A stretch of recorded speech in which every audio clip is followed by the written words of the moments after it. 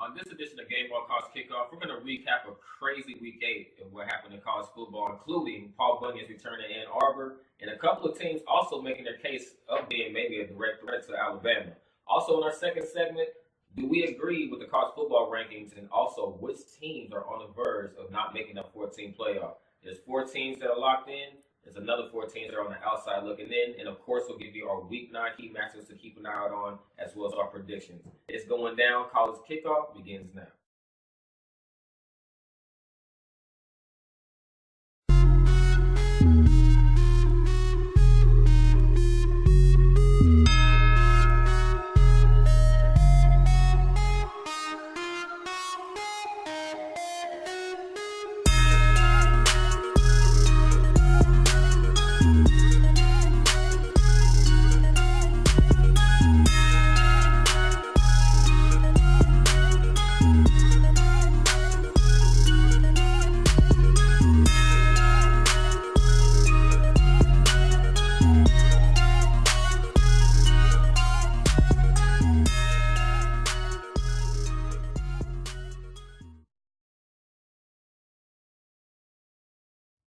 What's happening, everyone? Welcome to Gameball College Kickoff, where the football season never ends. I'm Marcus Young, Genius Jenkins. It's your boy, Mike Riley.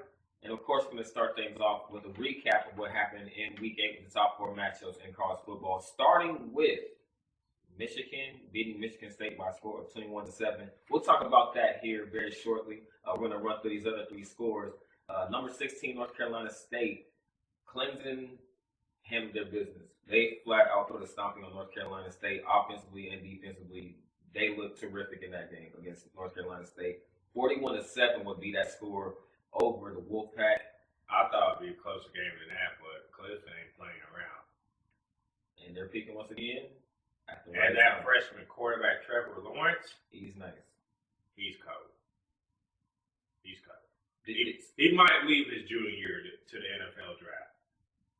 I would agree with that. What do you think about that NC State crowd, though? Did you see just the disappointment on the faces of those fans? Like, it was priceless. Like, they came out the gate with a lot of energy, and then you could just tell the life got sucked out of them early, and it's like they just never looked back. That's how it's Clemson. I'm like, they're going to do that, and that's what you expect from them. They got one of the top 5 defenses in the country, so what do you do? And speaking of another just stomping, the score wasn't as bad, but LSU looked fantastic. They completely shut out Mississippi State. 19-3 would be that score.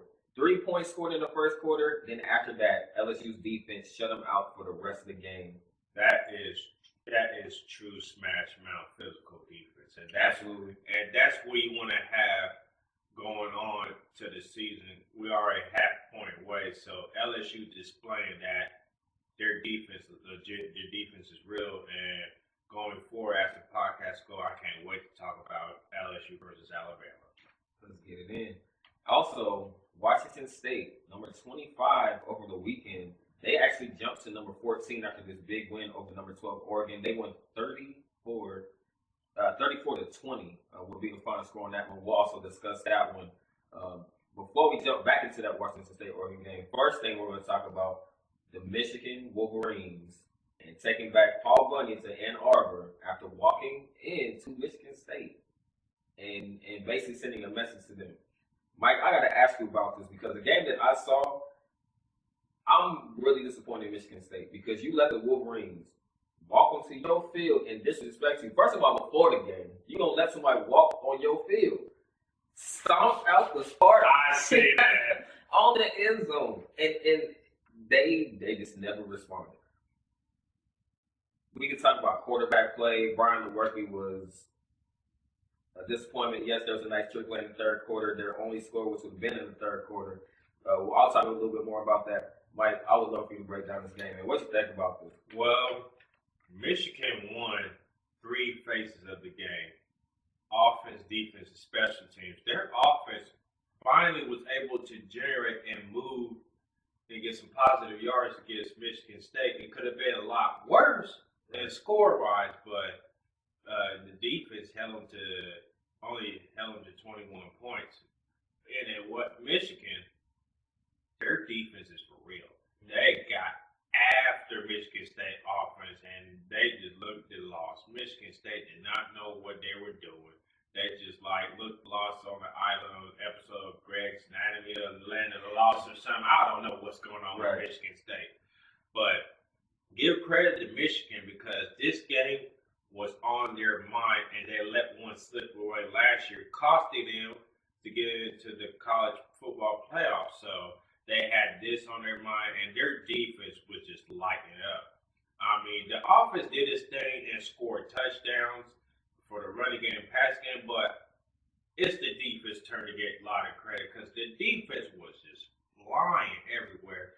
The front seven, I mean, Michigan has so much depth at the front seven spot, it's not even funny to where they can rotate players and give players breaks and rest and all that, and that's what you want. It seems like after that loss to Notre Dame, Michigan turn on the switch real quick and just start balling. They're going to have to continue doing that going forward to keep their college football playoff alive. So they can't lose because if another loss, then they're out. So they have to keep rolling. Now, with Ohio State losing, that raises the bar for Michigan to climb up and take it away from Ohio State. Right. So now the momentum's right on Michigan. And for Michigan State, it was a pitiful, piss-poor performance. I mean, offense could have did a better job than what they did. Defense somewhat kept in the game, but the defense really couldn't hold Michigan's running game, especially in the pass game with that 72-yard bomb touchdown pass. Mm-hmm. That boy was ghosted. So overall, it was well executed by Michigan. They came, they saw, and they did the job. And that defense, if it continues to play like that, Michigan's defense could possibly get into the college football playoff and win a championship. That's a championship defense what Michigan displayed Saturday. Michigan improving to 7-1 and walked off the football field with Paul Bunyan in a Michigan helmet. Held the quarterback to 66 yards, 5-25. That's all that. Marlon working. That's all defense. That's all. It was all defense. Offense did some of the part, but 75% defense for Wild Watch Saturday. All right, Michigan once again 21-7 over Michigan State on the road. The second matchup we're going to talk about, Washington State beating Oregon by a score of 34-20. Mike, what do you think about this matchup? Man, it was a crazy game from start to finish. Washington State, once they scored that first touchdown, they never looked back. I mean, they was well balanced. They executed against Oregon's defense. I mean, they just flat out wear them down because Oregon didn't have some of their players on defense, and Washington State was able to take advantage of that. In the running game, they was balling. I mean, that kid who had a 24-yard or 30-some-yard touchdown run, I mean, that kid is something special. And the quarterback who replaces Falk from last year, he was just calm, collected, and cool, and just balled out. And Washington State's defense did the thing. I mean, they was all over Oregon's offense.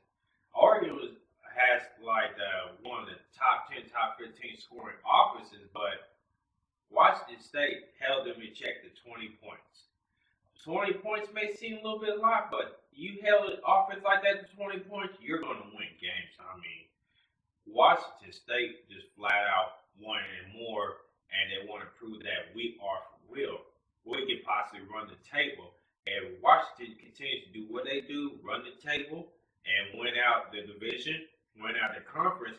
They might be able to get a chance to sneak in the 14th playoff. We'll see how it goes. It's going to be a crazy rest of the season. So Washington executed offensively as well as defensively. Now, for the two games, I say both defenses took over the show.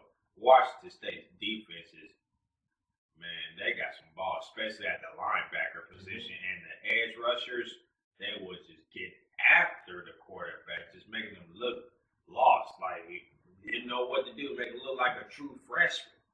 So that's how Washington State played to their strengths, and they executed very well to win this game. And Oregon they had the chances and blew it. I mean, they got to go correct some things and try to get better at it.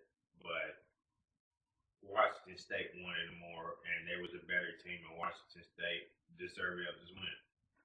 Absolutely agree. Apparently, the polls agree with you as well. After this win, they jumped all the way from 25 to number 14 in the polls. So go from rounding out the top 25.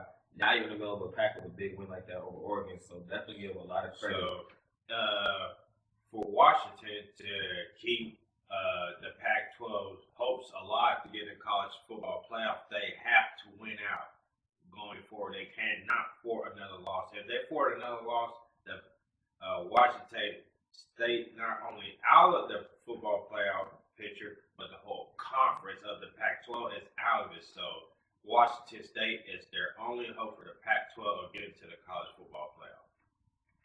All right, Washington after a great win. At the same time, obviously, there's a little bit of pressure for them to represent, like you mentioned, the Pac-12. So still plenty of college football left to be played. Congratulations once again to Washington State, making a huge jump in the top 25. Once again, from 25 to 14. Once again, that score will be 34 to 20, and that's going to do it for our first segment. When we come back, we're going to talk about the college playoff picture. There's 4 teams right now that are locked in the top 4, and there's also 4 teams also on the outside looking in. We'll talk about those teams and who they are. Do we agree with with those rankings, and then also who is on the verge of seeing the playoff hopes be kissed goodbye? We're going to talk about that when we come back. This game I'll call Kickoff, and we'll be back in a minute.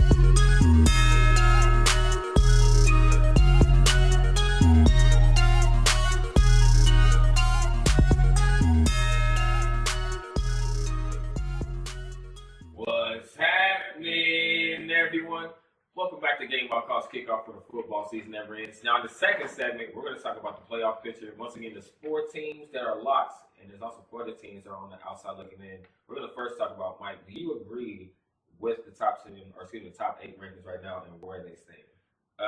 For now, yes, I do, until it changes, because now you have the college football playoff coming out of the rankings, and Alabama number 1, Clemson number 2, Notre Dame number 3, LSU number 4. So far, if it was to end today, those teams will be set to be in the college football playoff. So as of right now, it's set. Then you got the outside looking in. You got Michigan number 5, Texas number 6, Georgia number 7, Oklahoma at number 8. So as of right now, I like what the rankings are. But it's going to get a lot crazier because we already halfway into the season. Now we're into the college football playoff rankings discussion. Now it's anybody's ball game. So it now is teams with 1 loss controls their own destiny. And for Notre Dame, they control their own destiny. So for here on out, Notre Dame has to win out their games for them to be in, because 1 or 2 losses could hurt their chances. And for LSU, they're doing a thing until they play Alabama on the 10th, which is in a couple weeks, and Clemson is going to run the table in the ACC. Then you have Michigan. If they can keep rolling and keep that winning streak going, and on the last game of the season, that go into their nemesis territory, Ohio State. That is huge for both teams. So if Michigan can win that game and win the Big Ten, more likely they're in. Texas right now, they're ahead of the Big 12. They got the outright win on Oklahoma at the Red River Rival, so they're sitting comfortable. So going forward, they ain't really got nobody to play except for a few teams. Iowa State's no slouch. You got West Virginia. That's that's going to be the deciding factor of who gets the Big 12 lead. Then you got the Big 12 championship to play again. So all that, and also Oklahoma. As of right now, if I have to pick the team that on the verge of being out the college football playoff, it's Oklahoma because of the Red River rivalry lost. And the way it went down, and they just couldn't close it out at the end. And also, I have to add Ohio State in there as well, because after that second year in a row debacle, blown out last year at Iowa, this year at Purdue, and you got the brace beat off by Purdue. It was just Ohio State. It's just like they had to get it together going forward, because if they lose another game, their playoff dreams is gone. And last year, going to the playoff committee selection, losing to Iowa in a blowout fashion hurt their chances of getting to the college football playoff. And the same thing could be done with Purdue.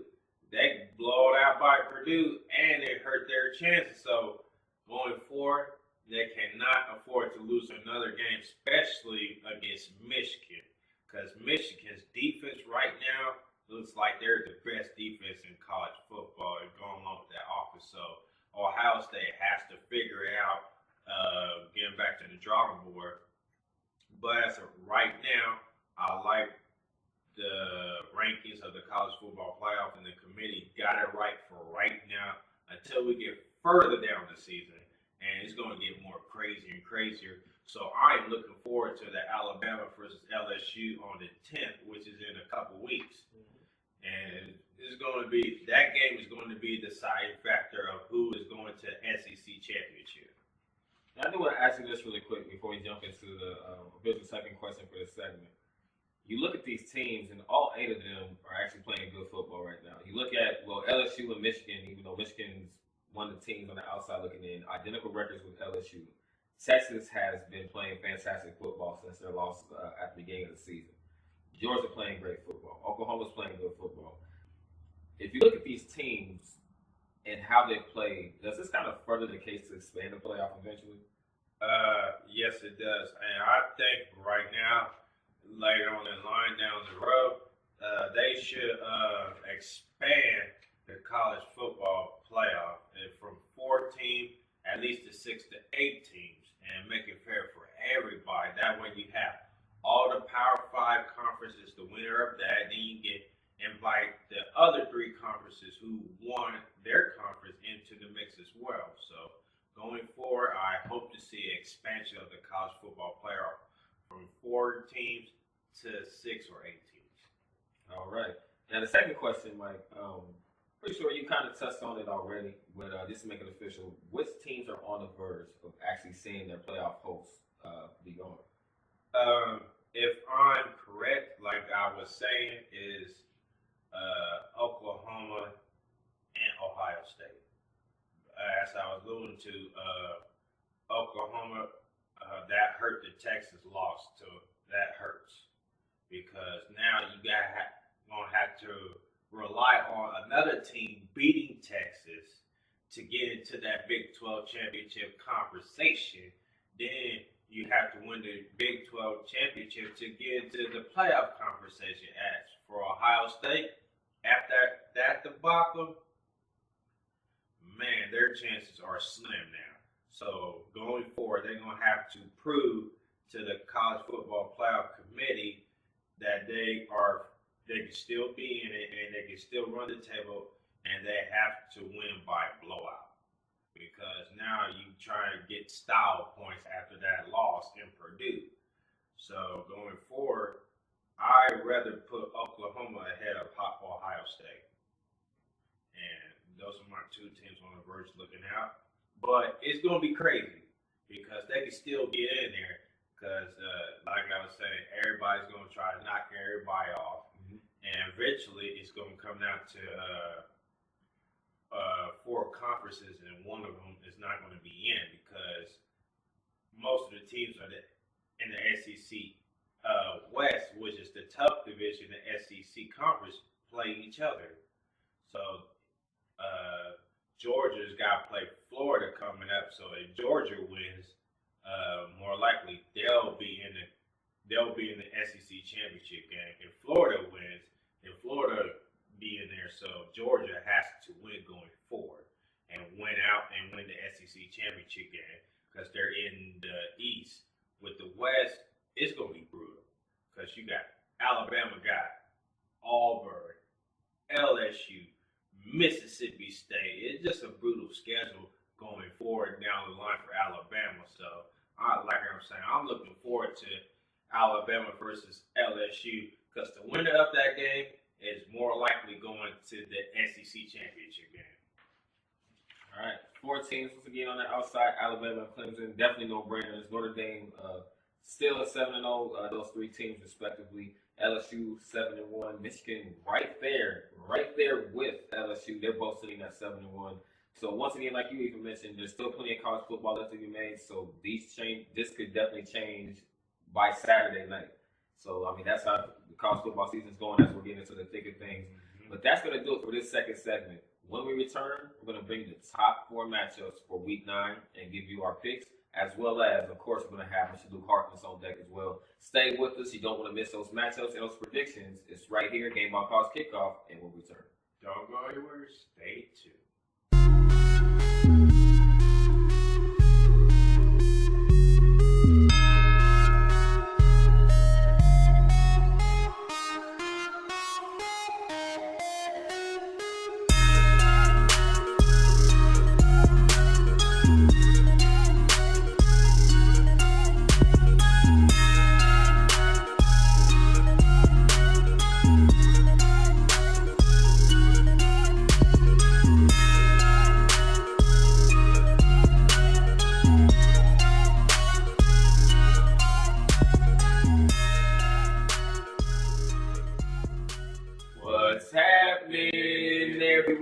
Welcome back to Gameball Calls Kickoff, where the football season never ends. Now, in the third segment, as always, we're going to give you the top 4 matchups heading into Week 9 of the season. Starting first with number 9 Florida and number 7 Georgia. That's an SEC heavyweight fight in itself. Mike, what do you like about this matchup? Well, this is going to come down to who's going to be the representative of the SEC East Division in the SEC Championship game. Both teams have 1 loss. So it's going to come down to the nitty and gritty. So they got all the nonchalant schedule out the way. Now you come with the heavy hitters, the knockout punches. Who's going to throw the first haymaker versus the jab and short, quick ducking out. So even though it's an early game, but this is the main event early game because everything is riding on the line. A chance to go play for the SEC championship, a chance to be in the 14 college football playoffs. So everything is riding in this game. Florida, Georgia is playing good ball, but that debacle loss with Georgia at LSU, I think they'll check out the Kyle West and get back to basics. So it's going to come down to who wants it more and which team at the end is going to make more plays on defense. That's what I'm going to base it all on. It's not the offense is going to be a little bit of a factor. It's going to be a defensive show, and which team defense is going to be able to make one more play, that key turnover to win this game. I'm in 100% agreement with you. When I first saw this matchup, the first thing that came to mind was absolutely defense. 2 great defenses. I agree. It really is going to come to either key turnover, like you mentioned.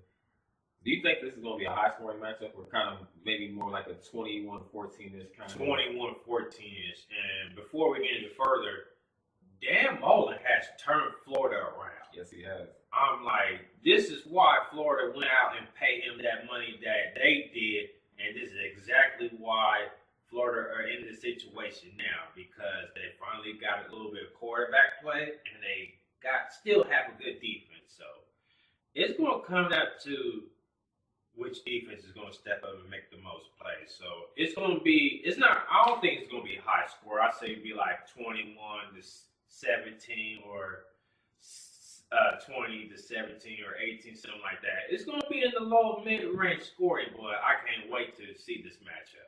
Absolutely. I second that indeed. The SEC heavyweight showdown. Moving on.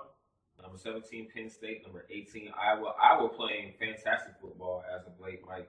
What do you like about this matchup with them and Penn State? Well, ever since that loss to Wisconsin, Iowa went back to basics. They went back to the drawing board and started playing some good ball. If Iowa continues to play ball like this, they could potentially play in the Big Ten championship because they only got one loss. So Iowa is a sleeper in the Big Ten, my sleeper team in the Big Ten.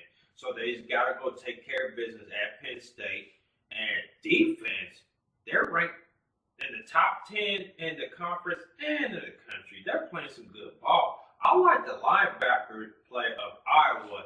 They may not be your typical linebacker, but they play sideline to sideline and they get the job done, and they're smart and they're disciplined and well coached. That's how it shows you how well coached this Iowa team is. So they're playing some good ball right now. But they have to be careful of the trap there because Penn State has nothing to lose that they are out the college football playoff picture. So they're going to try to play Mr. Grinch and ruin it.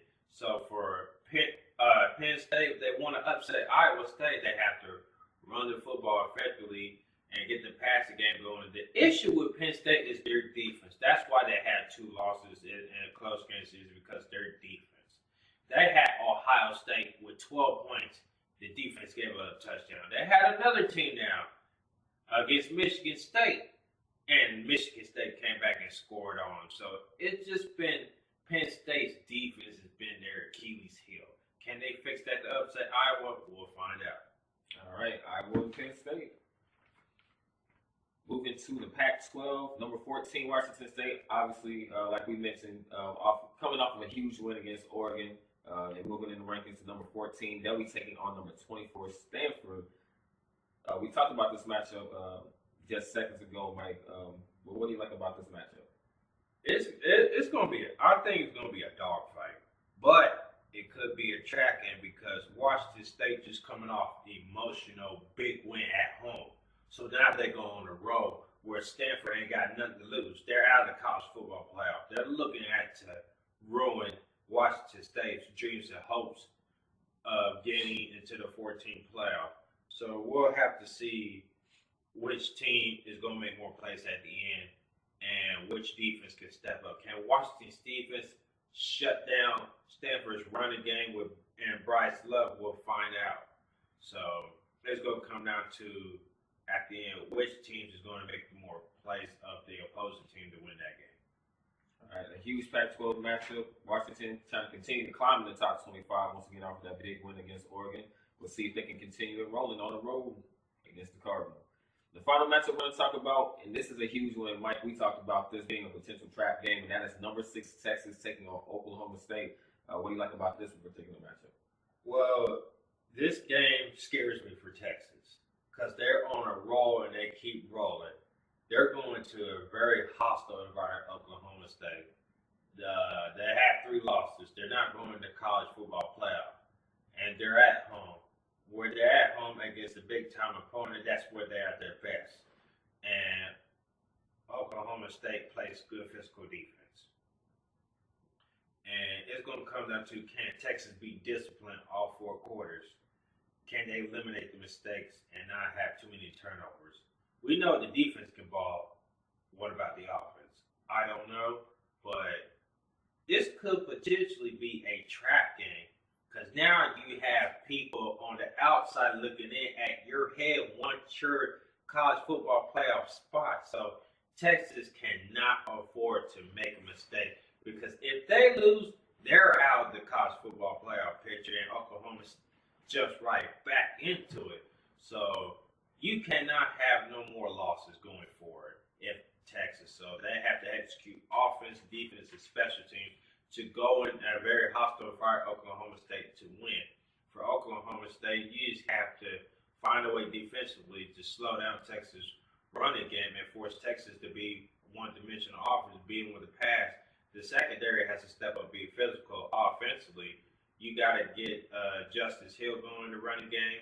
And Cornelius needs to be more consistent in the passing game. So it's going to turn out to which team be more disciplined at the end to win this game. All right. Oklahoma and Texas. Of course, it's Oklahoma State that the Longhorns are facing, but there could be dire consequences, obviously, if one of these two teams loses. So, once again, a huge Big 12 matchup between Texas and Oklahoma State. And that's going to bring us to the predictions part of this episode. And, of course, we got Mr. Luke Hartman. Shout out Luke Hartman, by the way. We have his predictions on deck as well. Florida and Georgia. We already know it's all about that defense. Mike, who you got in this one? I am going with Georgia. I feel like the loss gave them a wake-up call and a bad taste in their mouth. And I feel like Georgia can step up to the plate, and they're at home. And it's going to be a big-time game. And Florida coming into a very hostile environment. I mean, Dan Bo's got them going, but I feel like Georgia's defense is going to make more plays than Florida to win this game. So I'm going to say Georgia wins the score of 21-16. And Luke has picked Georgia to win as well. I agree with you. Both. I picked Georgia just because I just think their defense is it's a little bit better. I mean, it's definitely going to come down to defense. I agree. I don't think it's going to be a high-scoring game at all. I like Georgia winning this game. I give them a score. I'm going to say this is probably going to come down to a field goal, to be honest with you. I got 24-21, but I had the Georgia Bulldogs winning this one. The second one, this one is interesting. Iowa taking on Penn State. Both of them have a little something right on this one. What do you like about it? Who do you have for this one? Iowa has everything to ride on. I'm going with Iowa, even though they're playing at Penn State and Happy Valley. It could possibly be a trap game. But I feel like Iowa has enough offensively, especially a good running game to wear down Penn State's defense. I don't trust Penn State's defense. Their defense is pedestrian and anemic and is horrible and flat out garbage. I mean, they couldn't stop Ohio State at the end, and they couldn't stop Michigan State at the end. So that's their two losses. So I'm going with Iowa to win on the road in Happy Valley, the score of 31-20. And Luke has picked Pitt State to beat Iowa. I actually agree with that one. I think this is going to be one where it's going to come down to the second half. I don't think it's going to be one of those come out the gate type of matchups to where they're just going to start scoring early and often. I think Penn State will find a way to get this one done at home. I have them winning by a score. I have them winning 28-21 on this one. I got the Nittany Lions as well. Number 14, Washington State. Still trying to be on the come up. Number 24, Stanford's in the way. What do you like with this one? It's going to be a dogfight, and Stanford is going to try to play Mr. Grinch and ruin Washington State's dreams of hosting in the college football playoff and go to a regular bowl game. So I like Washington State to continue their winning streak on the road. I just feel like they're starting to be more disciplined now and start playing fundamentally football. And they have a defense, and they are very balanced offensively, and they got their running game going. Well, Mike Leach has done a tremendous job of changing that culture and changing that Washington State program. And back in the day, it was like pass, happy. That's what his offense is based off. But now he's more balanced. So when you are balanced, you're going to start to wear down teams and be successful. So I like Washington State to win a close on a score of 24-20 against Stanford. And Luke has picked Washington State to win on the road as well. I agree with that. Just because of what I saw last week against Oregon, I was impressed. Offensively and defensively. This team was actually a lot better than I thought. I'll be honest with you. And I saw a different football team than what I've been keeping an eye on all season. And I think they're going to continue to get it wrong just because they're high up a huge win. And they do actually have a lot riding in this matchup. And like you said, this win against Stanford could move them that much closer to the college playoff. But I just think they just have a more balanced attack than Stanford does. I have them winning. I'm gonna say 28-14 is who I got between Washington State and Stanford. In the last matchup, Texas Longhorns trying to come out the Big 12, and they represent the Big 12 in the college playoff. Oklahoma State's in their way. Who do you like with this one? Luke has got Texas winning. I like Texas win as well, but it would not surprise me if Oklahoma State beats Texas. I strongly agree. Because this could be a potential track game. Texas has been on their hot streak ever since that loss, and they're still a young team. And can they handle all of this success going forward? Todd Herman's second year, looks like Texas got their money for a buck hiring the coach, because last year they won like 6 games. Absolutely. 6 or 7 games. Yep. And this year they're 6-1. So that is a tremendous turnaround. But caution, be careful going into that hostile environment. I'm going to say Texas escapes Oklahoma State with the win. Score of, I'm going to say, 17-13. Man, I'm actually, my heart is actually wanting to say upset could be happening this weekend. And I'm going to say Oklahoma State shatters the dreams of the Texas Longhorns. I think it's going to be a close scoring game. I think the Cowboys are going to come out with a lot of energy. They have nothing to lose. Texas has a lot to lose. And when you play against a team like that has nothing to lose, and they know what can happen to one season once, if they get them, I just think Oklahoma State's going to think about that all weekend. They want to try to ruin. Why would they, if they can't get into the college playoff, why you want to see, especially your rivalry? You know what I'm saying? Your rival going to the college football playoff. I think they'll find a way to get it done 28-21. I like the Cowboys. All right. And that's going to do it for this edition of Gameball College Kickoff. Social media, Facebook, follow us at Gameball College Kickoff /Gameball NFL Endzone.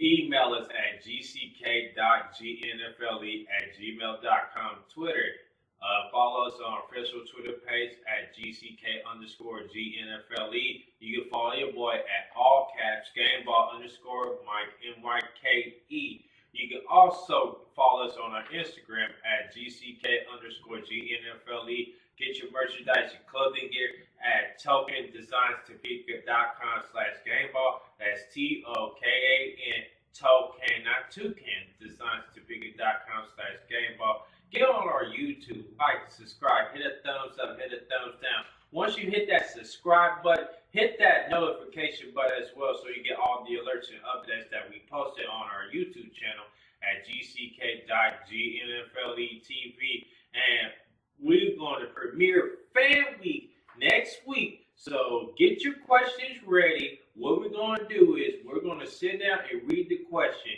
If your question gets selected, you will be the winner on one of our segments on our podcast. We'll shout you out your name and where you're from. Keep the questions clean, no curse words and all that, and I'm going to swing it over to you. All right, it's very simple. Facebook, Twitter, Instagram, Snapchat, Jovel ENT, that's JOVELLE Entertainment. Follow the brand on that, and also you'll catch episodes, also the podcast as well. And our partner Luke, who could not be with us on this episode, you can follow him on Facebook, Instagram as Lou Harnett, and on Twitter as Lou Harnett2, folks. I'm Michael Riley. I'm Marcus Young Genius. This is Gameball College Kickoff, where the football season never ends. Peace. We are out. And don't forget to be on the lookout for the next installment of Gameball NFL Endzone.